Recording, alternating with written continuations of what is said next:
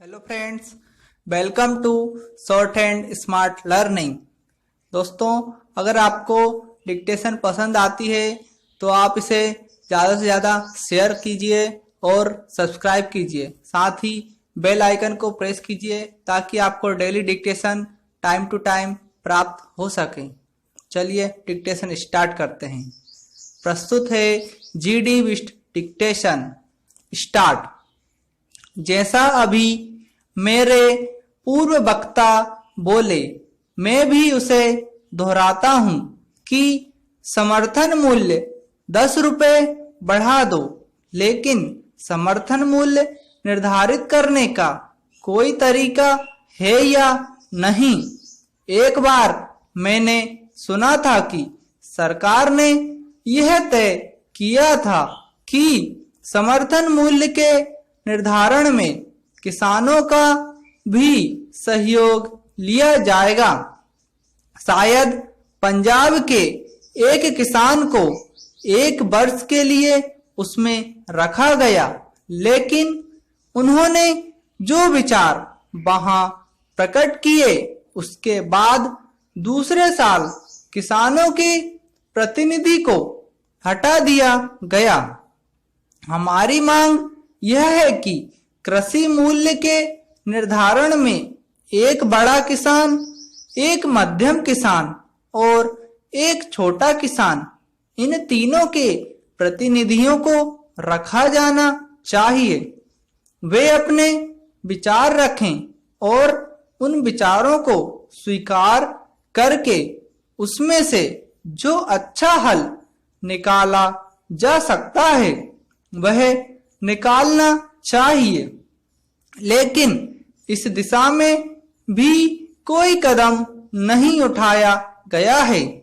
महोदय, क्या हम इंतजार करते रहें कि जब तक हमको न्यायालय की फटकार न मिले तब तक हम कोई कदम नहीं उठाएंगे?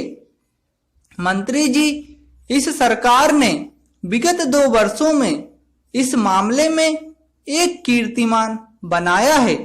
सरकार तब तक कोई कदम नहीं उठाती है जब तक न्यायालय की ओर से कोई फटकार या डंडा ना आए।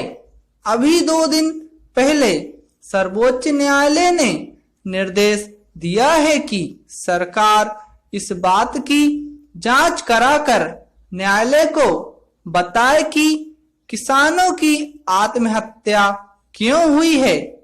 अब आपको उसकी जांच करानी होगी। अभी तक आप स्वयं ही उसकी जांच करा लेते, उसके कारणों का पता लगा लेते कि किसान आत्महत्या क्यों कर रहे हैं, तो उचित होता।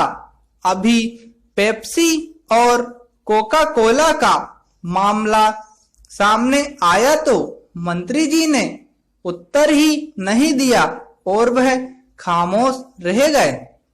माननीय उपसभापति जी, लाभ के पद के मौजूदा कानून में संशोधन करने वाले इस बिल पर अपने विचार प्रकट करने के लिए मुझे आपने जो मौका दिया है उसके लिए मैं आपका शुक्रिया अदा करता हूं।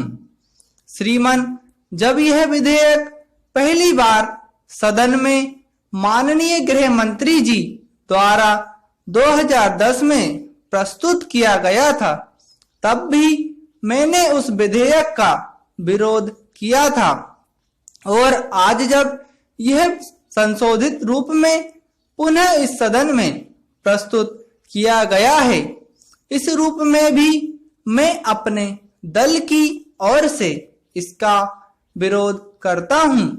महोदय, उस समय हमने इस सदन के माध्यम से सरकार को यह चेतावनी दी थी कि आज देश में समाज के शुभ चिंतकों और आम जनता में सरकारों के बारे में सोच अच्छी नहीं है।